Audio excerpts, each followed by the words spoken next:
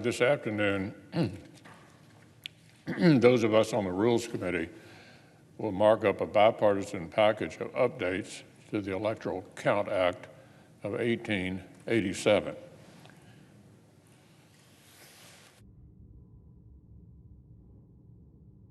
Strongly support the modest changes that our colleagues in the working group have fleshed out after literally months of detailed discussions.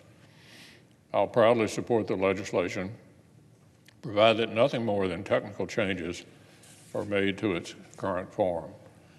I particularly want to thank Senator Collins and Senators Capito, Murkowski, Portman, Romsey, Sass, Tillis, and Young for their intense work with Democratic colleagues to get this right.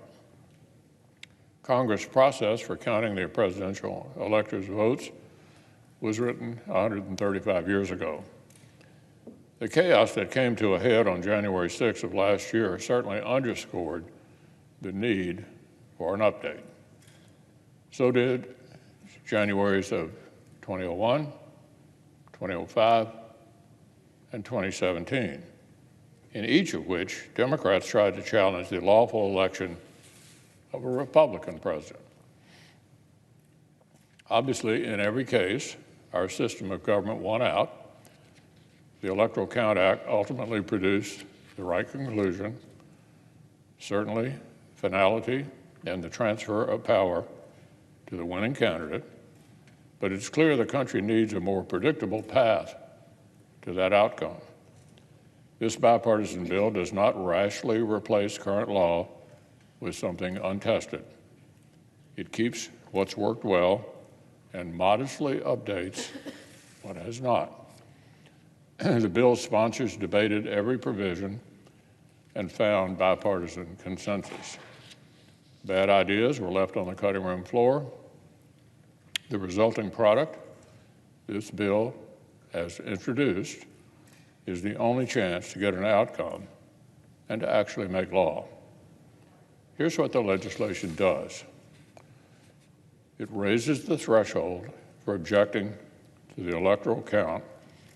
Preserving options if something incredibly unlikely were to happen, but ensuring claims with hardly any support can't paralyze the process.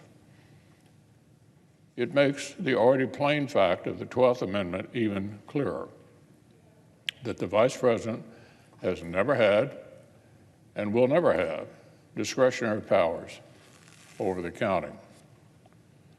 It protects states' primacy in appointing their electors, but ensures they publicize the rules actually before the election. It rejects unwise challenges like creating new causes of action that would leave every election up to the courts and create uncertainty. It makes modest technical updates to other pertinent laws, such as the Presidential Transitions Act.